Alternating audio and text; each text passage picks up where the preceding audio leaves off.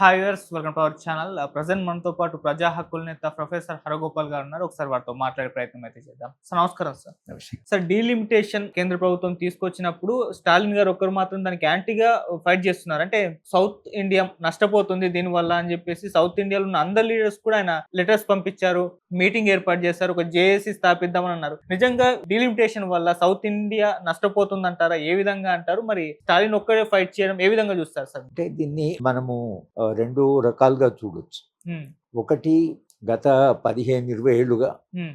North India యొక్క ప్రభావం, north India యొక్క అధికారం చాలా విపరీతంగా పెరిగింది. హ్మ్. అది అమిత్ షానే కావచ్చు, నరేంద్ర మోడీ కావచ్చు, భారతీయ జనతా పార్టీ కావచ్చు. భారతీయ జనతా పార్టీ ప్రభావం కూడా దక్షిణ భారతదేశంలో చాలా తక్కువ. కనుక దక్షిణ భారతదేశంలో ఉండేటువంటి రాజకీయ నాయకులకి ఉత్తరప్రదేశ్ లేదా ఉత్తర భారతదేశం యొక్క పట్టు హ్మ్. పెరుగుతున్నది. ఎందుకంటే వీళ్ళు పరిపాలించడం కూడా అందరినీ కలుపుకొని పోవాలి, పార్టిసిపేట్ కూడా లేదు. ఎందుకంటే ఇప్పుడు మీరు ఇందిరాగాంధీ ప్రధానమంత్రి అయినప్పుడు 1965-66లో హ్మ్. కామ్రాజ్ నాడార్ గారు చాలా కీలకమైన పాత్ర వహించారు. దక్షిణ భారతదేశం రాజకీయ నాయకులకు చాలా ప్రాధాన్యత ఉంది. నెహ్రూ గారి కాలంలో అయితే ఆయన చాలా వరకు ముఖ్యమంత్రులందరికీ ఉత్తరాలు రాయడం, తర్వాత అందరినీ కలుపు తీసుకుపోవాలి, ఒక ప్రజాస్వామ్య వాతావరణం ఉండేది. గత దశాబ్ద కాలంగా లేదా ఒక 15-20 సంవత్సరాలుగా కేంద్ర ప్రభుత్వం అధికారం పెరగడం, ట్యాక్సులు కూడా వాళ్ళే తీసేసుకోవడం, ముఖ్యమంత్రిని అరెస్ట్ చేయడం, తర్వాత దక్షిణ భారతదేశానికి కావలసినటువంటి వనరులు కానీ, నీళ్ల మీద కానీ మొత్తం కేంద్ర ప్రభుత్వం చేతిలో ఉన్నది. అట్లా దక్షిణ భారతదేశం ఆల్రెడీ అది కొంత నష్టపోయాము అనే ఒక ఫీలింగ్ ఉంది. ఈ సందర్భంలో ఇది వచ్చింది డీలిమిటేషన్. డీలిమిటేషను వలన అది రాజ్యాంగం ప్రకారం అయితే ప్రతి సంవత్సరాలకి 10 సంవత్సరాలకు సెన్సస్ జరగాలి. సెన్సస్ ప్రకారము పాపులేషన్, జనాభా ఆధారంగా పార్లమెంటు సీట్లు నిర్ణయం కావాలి. కానీ ఈ గత 30-40 ఏళ్ళుగా ఇది పాపులేషన్ అనేది ఒకే రకంగా పెరగలేదు. నిజానికి 1975-75లో ఆ ప్రాంతంలో నిజానికి 80లో సెన్సస్ జరుగుతూనే డీలిమిటేషన్ జరగాలి. అప్పుడు వాళ్ళు ఏం చేస్తారంటే 30 సంవత్సరాలు జనాభాని నియంత్రించాలి కాబట్టి ఈ ఒక 30 సంవత్సరాలు ఇది ఫ్రీజ్ చేద్దామని ఈ 10 సంవత్సరాలకు డీలిమిటేషన్ చేయడం ఆపేశారు. లేకపోతే 60-70 దాకా డీలిమిటేషన్ జరిగింది. ఓకే. కనుక ఇప్పుడు ఉత్తర భారతదేశంలో వాళ్ళు జనాభా నియంత్రణ ప్రభుత్వం ఆశించిన మేరకు చేసుకోలేదు. వాళ్ళు కొంత మత విశ్వాసాలు, కొంత దేవుడిచ్చిన పిల్లల్ని మనం ఆపుకుంది, ఇలాంటి విశ్వాసాలు బహుశా ఉత్తర భారతదేశంలో దక్షిణ భారతదేశం కంటే చాలా ఎక్కువ ఉన్నాయి.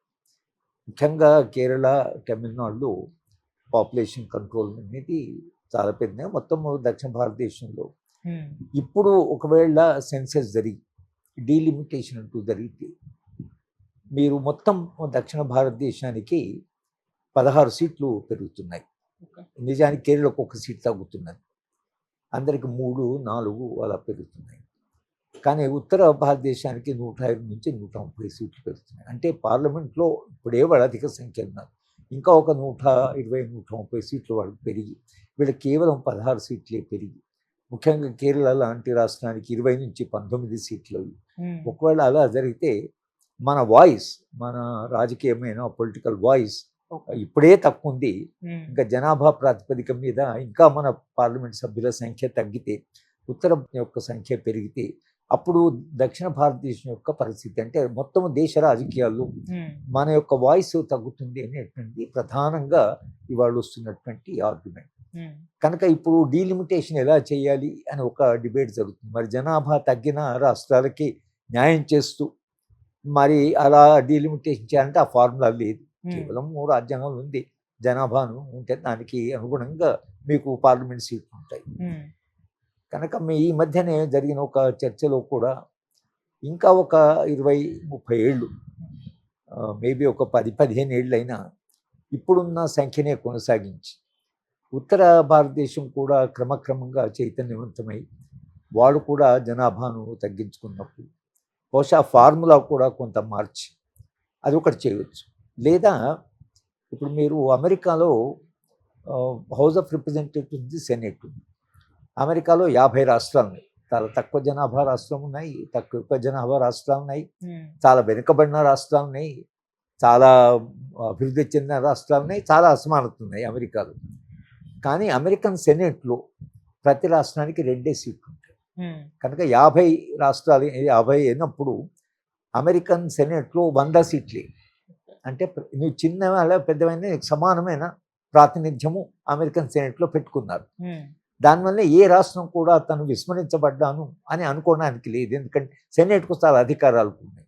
మరి భారతదేశంలో కూడా రాజ్యసభ లాంటి దాన్ని రద్దు చేసి ఒకళ్ళు అమెరికన్ సెనెట్ లాగా అందరికీ సమానమైన ప్రాతినిధ్యం అన్ని రాష్ట్రాలకి చిన్న పెద్ద తేడా లేకుండా అలాంటి ప్రయత్నం ఏమైనా చేయొచ్చునా అని కూడా మనం ఆలోచించవచ్చు.